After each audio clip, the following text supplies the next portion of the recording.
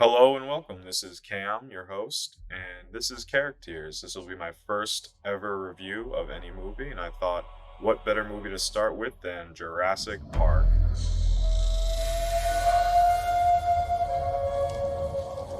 One of my favorite films as a kid, this is the movie that got me into filmmaking and dinosaurs, much like everyone else that's into dinosaurs today. Yo!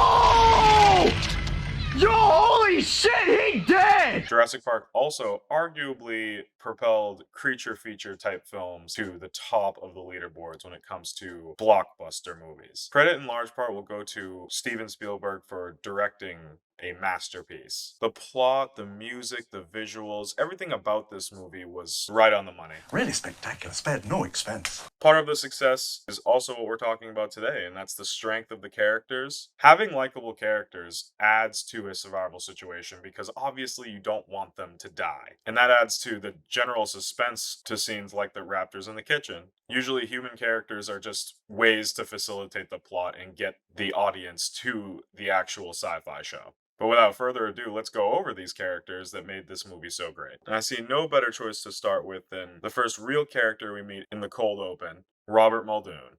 This guy is a badass. There's no way around it. He comes off as experienced, capable, and somewhat vengeful towards the animals that he is in charge of, which are the velociraptors. Obviously, what the cold open teaches us is that the velociraptors are a huge threat. And we'll get to them later. You can tell in his reaction when the raptors escape. He knows everybody's fucked. He even takes his hat off, praying to God. Throughout this film, he is represented as authority when it comes to security in the park. But he's very self-aware in his inability to do his job, because he has seen firsthand what these animals are capable of.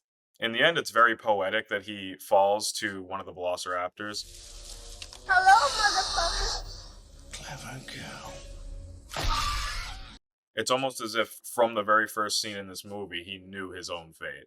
To the point where he would much rather have them all dead and not have a job. They should all be destroyed. Robert. Overall, I thought the performance was great. I think the utility of the character and the story was very good. He is definitely a very underrated character in this movie. I feel like he gets a bad rap, and other characters along the line get more credit than he does. So Muldoon, I feel like he deserves an easy A. Next up, we have Alan Grant, the hero of the story. Hey! Bitch, I hope the fuck you do! You'll be a dead son of a bitch, I tell you that! Alan Grant has a pretty substantial character arc through this entire movie. He goes from kind of an uptight scientist who really hates kids to a father figure that does everything in his power to keep the kids safe. He uses his intelligence to outsmart the dinosaurs, but he also does very heroic things, as the protagonist should. I love his soft stoicism in the face of danger. Finish him! And his constant determination to get out of this survival situation. Sam Neill's performance is solid. He's very relatable because he's not the classic action hero that other blockbuster movies will have, but he still has the qualities that will make him our hero. It's a little bit hard to place him, honestly, because he does have characteristics that would make me want to think he's S tier, but at the same time in the story, there are a few goofs that he does. Like, he has a shotgun, and he fires how many times?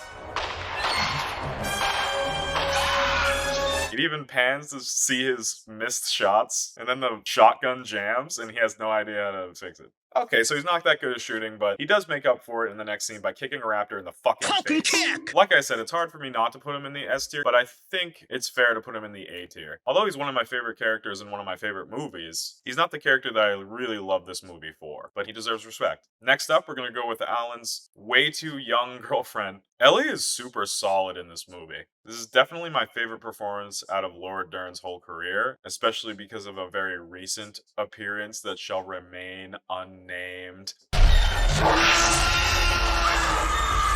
But she seriously does a great job in this movie. Ellie's a great counter to Alan's character, who's very uptight and negative sometimes.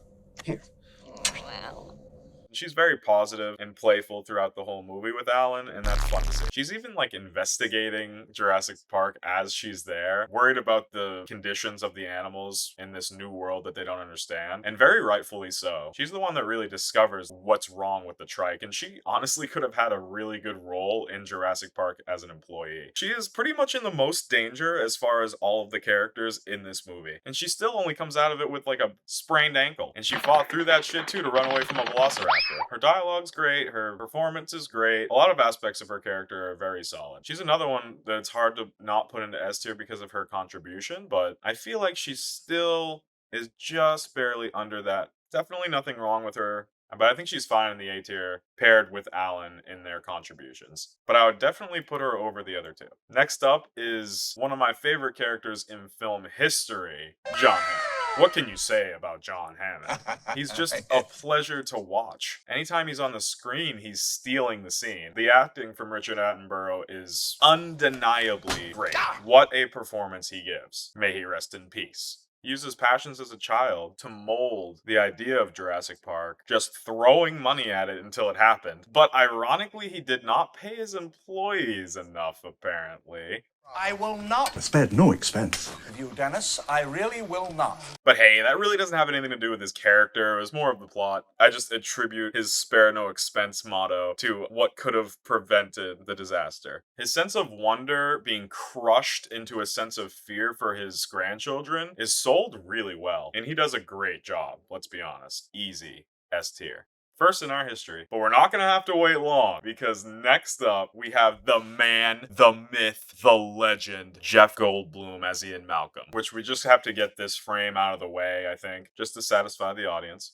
Get that out of the way. But seriously, he provides the most unique perspective in the entire movie. His legendary quote, I'm simply saying that life finds a way, is the line that everyone quotes in this movie. But honestly, he has a lot of pretty iconic dialogue. it's what you call discovery.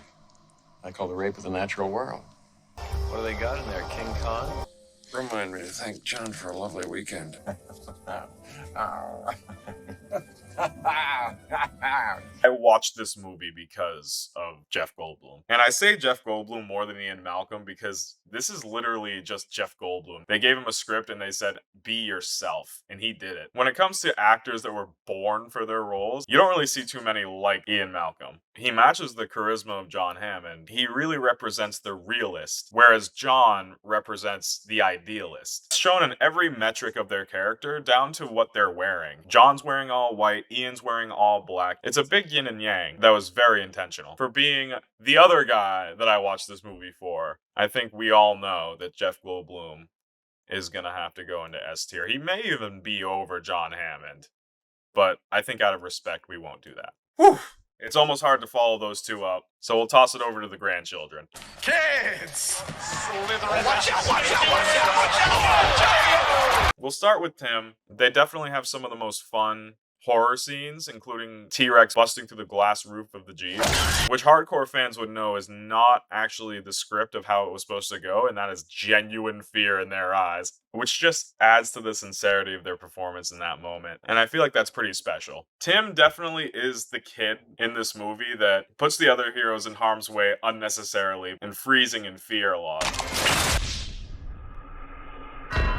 But the main goof from Tim is definitely this moment right here.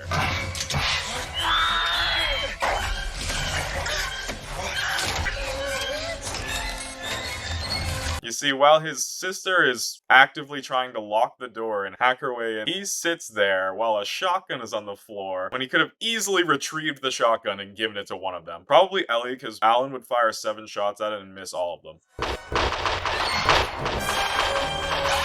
I think his character could have been utilized a little better since he was also a little dino nerd. He just never really utilizes his knowledge of dinosaurs to help him in any way, shape, or form. And I feel like that's kind of a missed opportunity because it could have been a clear callback to Alan Grant's character. I read your book. Because of that missed opportunity, he should fall into the C tier. His sister, on the other hand, is utilized pretty well in the movie. She's clumped in with Tim as the kid's plot point, which is just mainly to give the adult protagonist someone to protect and risk themselves for. But her character is not bad at all. Where's the goat? She's a hacker, but she doesn't want to be called a nerd, but she's clearly a nerd. She's a part of some of the most iconic shots of this movie, and she definitely deserves a lot of respect for the performance, so I'm gonna have to put her in one tier above Tim in the B tier. Mainly because she utilizes her skills better than Tim does. Next, we have Dennis Nedry, played by Newman.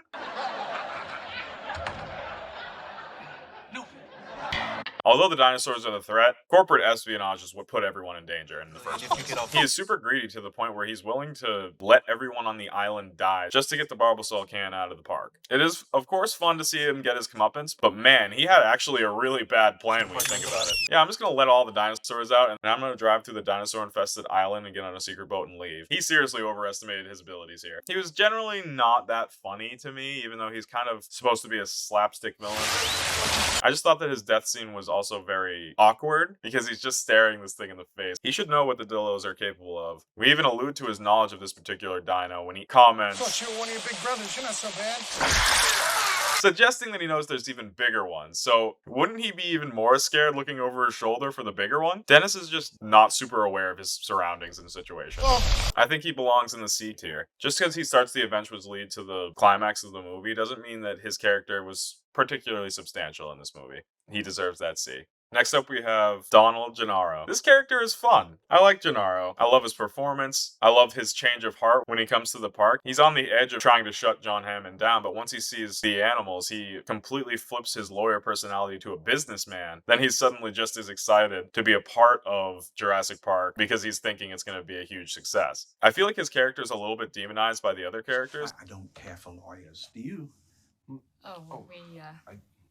John Hammond is definitely worried about Gennaro the most, which builds up to one of the funnier lines in the movie. I don't believe it. I don't believe it. You all meant to come down here and defend me against these characters, and the only one I've got on my side is the blood-sucking lawyer. To which he responds, Thank you. he doesn't even give a shit. He takes pride in it. You gotta respect it. I love how he goes out, he's like trying to summon Palpatine lightning or something. What is he doing there? Do it.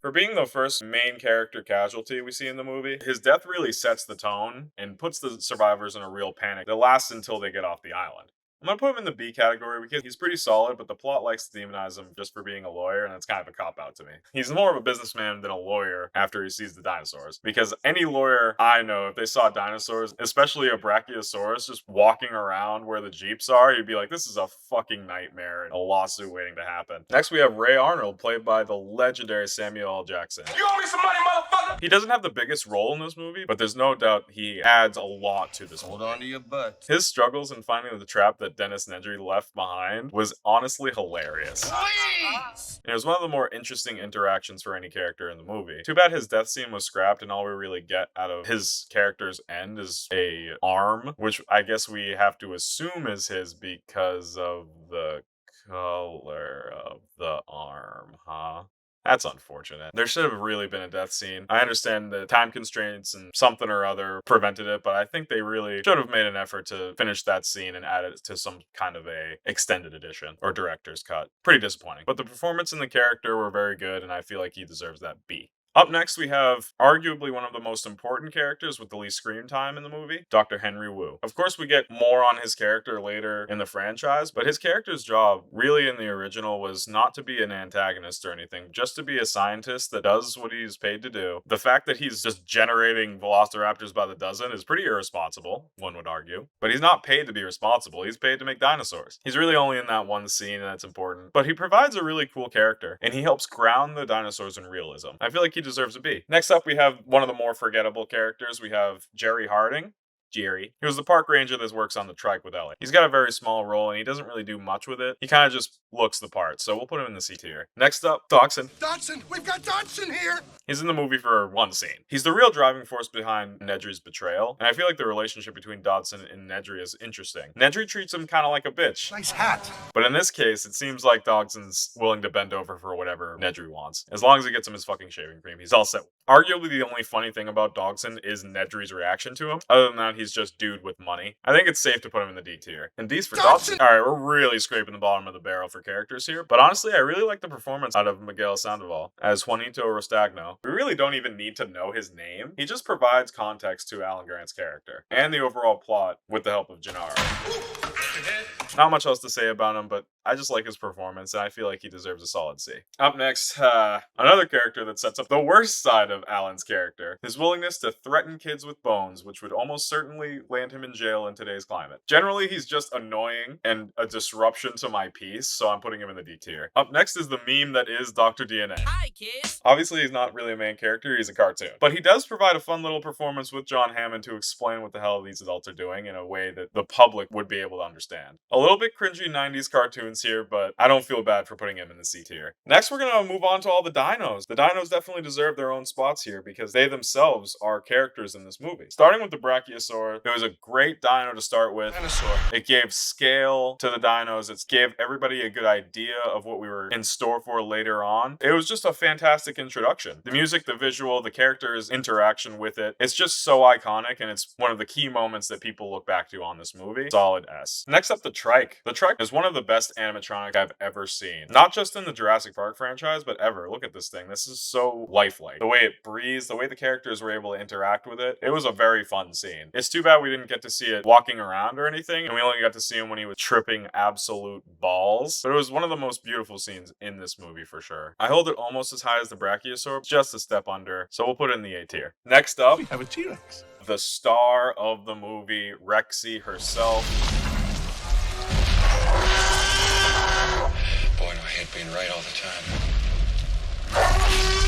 This is definitely Rexy's movie. There is no more iconic scene than the T-Rex breakout. It is suspenseful, it's scary, it shows the massive scale of these animals, and it ignited the fascination of dinosaurs today. But I do have a bit of a controversial opinion here, so we're just going to start by putting her in the A tier. Now, why not S, you say? Because I feel like they kind of nerfed her a little bit. The T-Rex is not as deadly and not as scary as it could have been when it came to all of her kind of quirky gimmicks. Like the fact that she couldn't see them. I'm legally blind. To put it into context, we know today that T-Rexes had eagle eyes, great senses of smell, they have great hearing. Truth be told, if you just sat there in front of a real T-Rex, he would just eat you. If she had the proper vision, she would have been much more dangerous. It's a fact. And I know it could have been some of this frog DNA that they put in her, making her eyesight really bad, but honestly, like, that's not interesting to me. It would be far more interesting if Rexy was able to see everybody. And you could still have her attracted to light, that could be part of it. But the fact that you make her basically blind. You can see though, right? I'm legally blind. I can see barely. You should be dead here. They were not dead, and she just hits the car right next to them. Moving them, by the way. She should be able to see them now, but she really doesn't care. It just takes a little bit of danger away from the T-Rex. When it comes to the T-Rex, it should be the most dangerous thing in the movie, when it's quite clearly not. The real threat of the movie is up next. It's definitely the Velociraptors. Intelligence, vision, just deadly, and they're certainly terrifying.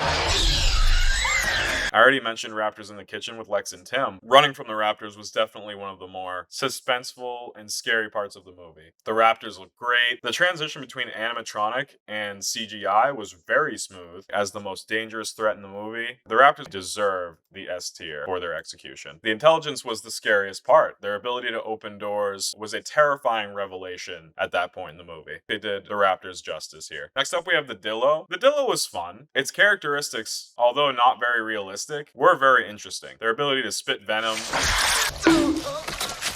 and their frilled lizard type hood added to the terror of this alien looking dino. Also deserves an A tier. The next two are pretty quick. The Gallimimus. Can you tell me what they are? 6-foot turkey. Has one scene of screen time where the kids and Alan have to run from them, which leads into another awesome T-Rex kill. And it provided a nice danger that wasn't necessarily aimed at them, it was just because of the T-Rex. And they really wouldn't be that dangerous towards people. I thought that they were portrayed very well, so I'm going to put them in the B category. Last was the Parasaur. The Parasaurs you see in one frame of the movie. It happens to be one of the most beautiful frames in the movie, but it is just that one frame. We could have seen a little bit more of them, so I'm going to put them in C. And there you have it, the tier list for Jurassic Park. For my final rating of the movie itself, I would grade it a solid S tier, an honest 10 out of 10. Definitely one of the better movies ever made. The sequels, spoiler alert, none of them measure up to the original. The rest of the plots aren't as strong as this one, and the rest of the characters aren't as strong as these, and it really shows, especially going through to Jurassic Worlds. That is one big pile of shit. But that's for another video, another day. Alright, if you made it this far, I really appreciate it. This is my first video, so if you felt like I deserved it, I would really appreciate it if you left a comment, a like, or if you subscribe to the channel. If you disagree with any of my choices, or you would have a completely different list entirely, let me know down below. Until next time.